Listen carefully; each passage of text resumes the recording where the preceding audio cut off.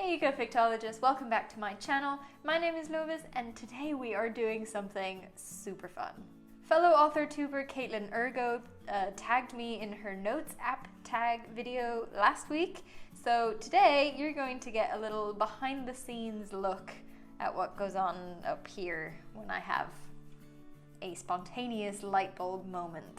This notes app tag idea started on Caitlin's Discord server where people were sharing some of their more entertaining notes that they had discovered, and Caitlin realized this would be a really fun tag to do because we can't possibly be the only ones whose collections of notes say weird and wonderful things about them.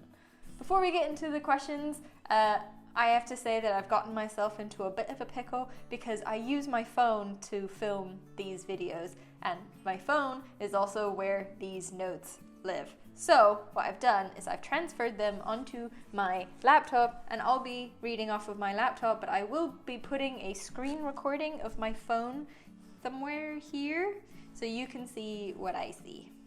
So yes. So in my notes app, I've given everything related to writing a little label, and then I have a couple different ongoing notes. So I have a slightly different setup than Caitlin does, which will mean that I need to imaginatively interpret some of her questions because I just can't answer them with the way that my notes are set up. So I've got different documents for different types of notes, so they're all in one place. It's nice and neat. I've got inspiration from travel and places I've been, ideas and notes for my current eco-fantasy novel, the first book in the Pulse trilogy. I've got notes for some short stories, some book ideas, and then I've got general musings, which is kind of a catch-all phrase. Okay, well, now you have my setup. Let's just dive into the questions. Number 1, share a note you're excited about. Okay, well, I think I'm just going to ignore the document that holds all of the notes from my current eco-fantasy work in progress, because I'm pretty much excited to implement all of them. So I think I'm going to head instead to the book ideas note and see what we have in there. Ooh, this sounds cool. Okay, so this note is based on an article that I read on how to use fiction as therapy. And the context is kind of, if you've experienced trauma, you know that saying, like, you put your walls up, and this would be like a literal, in your head you've created a fantasy world where your trauma and your hurt and everything, your grief is protected behind these walls or these monsters or these wrought iron gates or booby traps or whatever. And the note is a patient and a therapist. The therapist is trying to get into the fantasy world the patient has created. So the story would take you into these worlds, and the therapist would battle the hardships to kind of work through the patient's trauma and to get to their true core. I don't know, it sounded pretty cool, and the idea still excites me, so I will probably write that someday. I have a lot of someday projects. But yeah, that note was exciting. I like that. Okay, number 2, share a note you wrote while incoherent. Okay. I'm going to count half awake as incoherent, and if you've met me, then you know this to be true. So when you wake up after having had a dream and it was so vivid that you're convinced it was the best story ever told, and you have to get it written down, otherwise you'll forget it, and it's going to be amazing. But then even as you're writing the details down, things get a bit fuzzy.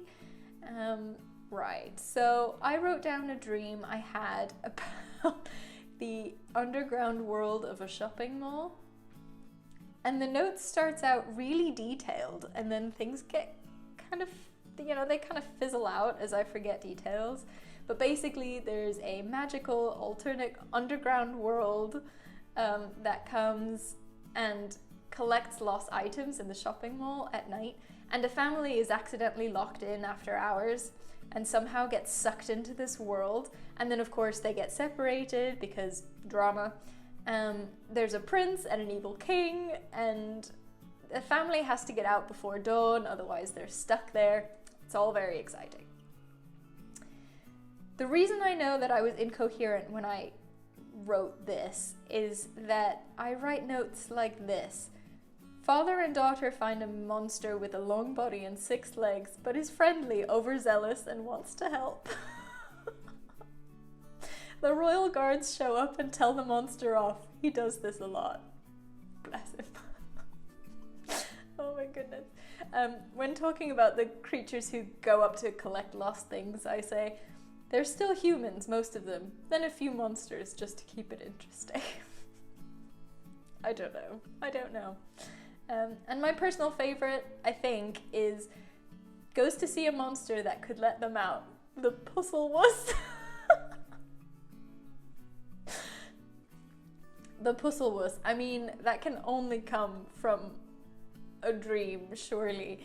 That is quality storytelling right there, and you cannot tell me different. I will die on this hill.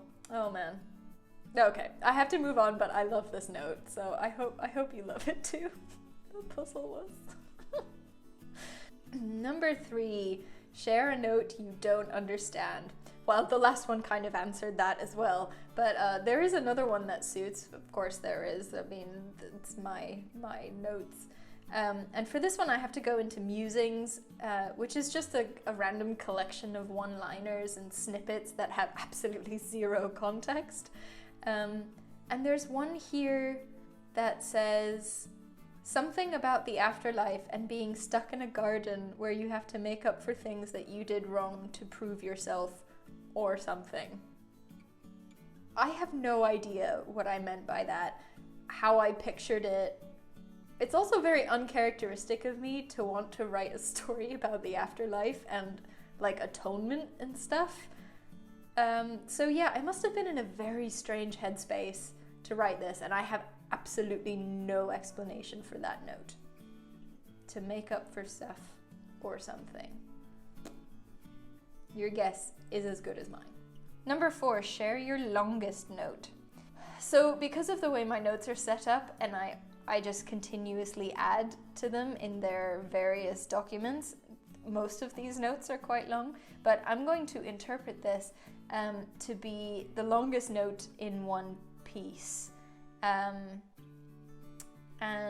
that is actually a mini short story that I wrote for a piece of homework in a casual writing class that was down at my community center before, COVID happened. And I'd completely forgotten about it, but it's actually short enough that I can share it with you. Are you ready? It's called the God Particle. So funny, yeah. So the first line is, if the universe is the question, what is the answer? And this is a twist on the book The God Particle. If the universe is the answer, what is the question? This was published in 1993 by Nobel Prize-winning physicist, what's his name? Leon M. Lederman, and science writer Dick Turisi. And do not ask me why I was thinking about this book. I have never read this book. I don't know why it was on my mind, and the prompt for the homework was the word party. So I don't know why that turned into this, but hey, that's apparently how my mind works. So, the God Particle. A group of physicists are at a retirement party for one of their colleagues, Isaac Winkle. They play a game called What is the Question, where they each pick a piece of paper out of a hat that has a few words on it, and they have to guess the question. Only the person who put the paper in knows the question. If you guess and it's wrong, you drink. Some of them are physics questions, some are intended to be so silly that no one guesses them and they get drunk. I wrote a drinking game story. It's so me. Leon is a young but brilliant physicist who has just joined the group. He pulls a piece of paper out and it just says the name of another group member on it, Betty. Everyone is confused, especially Betty. Leon, annoyed that he has such an ambiguous answer, tries to think of the question and just gets drunk.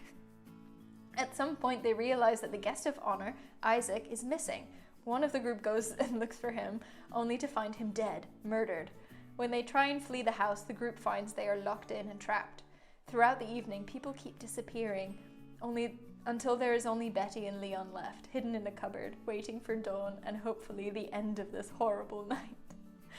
At dawn, they try again to sneak through the house to find a way out. At some point, Betty says, "By the way, I know the question to your answer." Leon had forgotten all about the game by now and turns to her only to be face to face with a gun. Who has been killing everybody? The book finishes with Leon in the interrogation room of the police station, giving his statement to the detective. Apparently, Isaac had passed over Betty for the promotion to backfill his position when he retired, and she didn't take it very well, and then had to clean up all the witnesses. "But why not me?" Leon asked. The detective shrugs and says, "Good question." Aren't you riveted? Number 5, share a note that turned into something.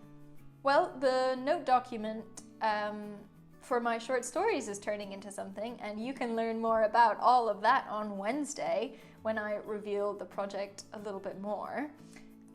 So I don't want to give away too much by giving you one of the notes that's going to turn into something, but basically the context is that I wanted to create a way to use ecofiction as a literal science communication tool to put published conservation science into a short story format or something similar. And so this is the note document where I kind of brainstormed a little bit.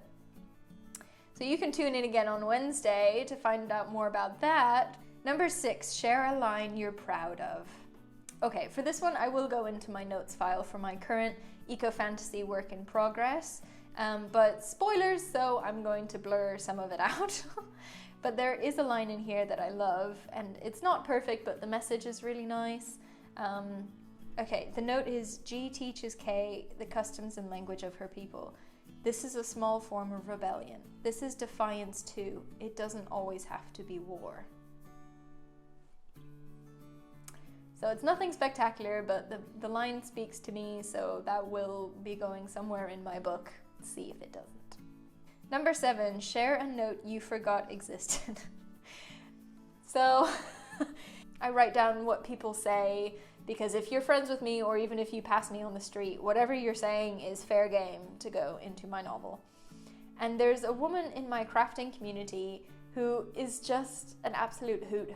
Her name is Betty, and during one of our markets she said the line, "There is nothing like a champagne cocktail, is there? Unless, of course, it's another champagne cocktail." I don't know. It was just such an iconic moment, and I completely forgot about it. And it's been a long time since I had the opportunity to do a market with my crafting community, and so this just made me smile. So Betty, you keep drinking those champagne cocktails, girl. Okay, number 8. Share your oldest and newest author note. So I can't really do this one because the notes are just ongoing, so they just tell me when I last edited it, which is fairly recent because I edit them all fairly regularly. But I can kind of guess when I wrote them, so maybe I'll do it that way. And these notes are just from this phone as well, which is not that old. So this will not be as amazing as Caitlin Ergo's one. Check out her video if you want to know what it was. It was a gem. But I think the oldest ones will be this set here in Book Ideas, where I was apparently obsessed with historical fiction. We've got German Pirate, Störtebeker, Donator Castle and the Crown Jewels, Museum Island in Berlin, and the Stolen Gold. These are all stories that I picked up, stories that have a mystery to them where no one really knows what happened, and so I thought I could do something with that. I never really saw myself writing historical fiction, but these stories excited me so much that it made me think about writing historical fiction, so I thought I'd file them away for someday, you know, get in line. The newest note I wrote is about my book, and that is major spoilers, so I'm not going to share that with you, but instead I will trade you the newest entry into my inspiration from travel note, which is one that I took when I was in Madeira visiting my sister. And the note is, in Madeira, visitors hate the cockroaches, but locals don't mind them. They're scared of the lizards because they believe they crawl under your skin. The visitors love the lizards.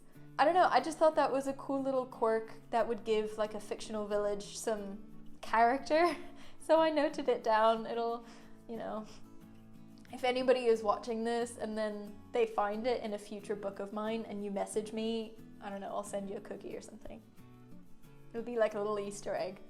All right, last question, number 9, honorable mention. Okay. So I wanted to point out that there are a couple notes in here, and especially in book ideas, that have to do with this fuzzy kind of world between waking and sleeping. So the first note, a dream world between waking and sleeping, other worlds, alternate realities, a hidden veil. And then there's another one, a room with photographs on the walls, and when you sleep, you slip into the photographs and into a different time.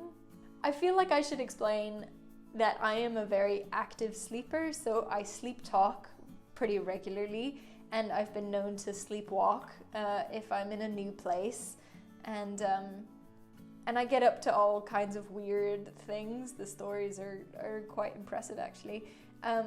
So I've always been fascinated with what your mind does when you're asleep, and how sometimes dreams like superimpose themselves onto the real world when you're in that grey kind of fuzzy time between sleeping and waking, when you see things from your dream in your room or something and you're convinced that they're real and that they're really there. So someday I will write a story where there is actually a between world where I can put all of my nightmares, all of those spiders and all of those things that have no business being in my bedroom.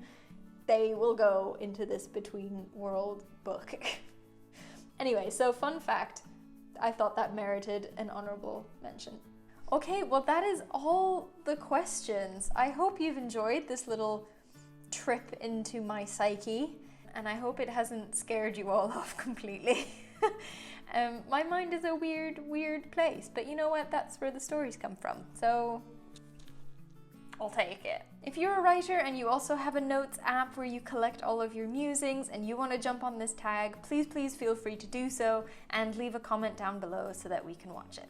If you like these Authortube tag videos and writing videos that I'm doing, and if you want to learn more about ecofiction as a science communication tool, then make sure to subscribe to my channel and hit the bell so you get notified every time I post new content. I post on Wednesdays and occasionally bonus content on Mondays. And that's it for me for today, so I'll see you next time.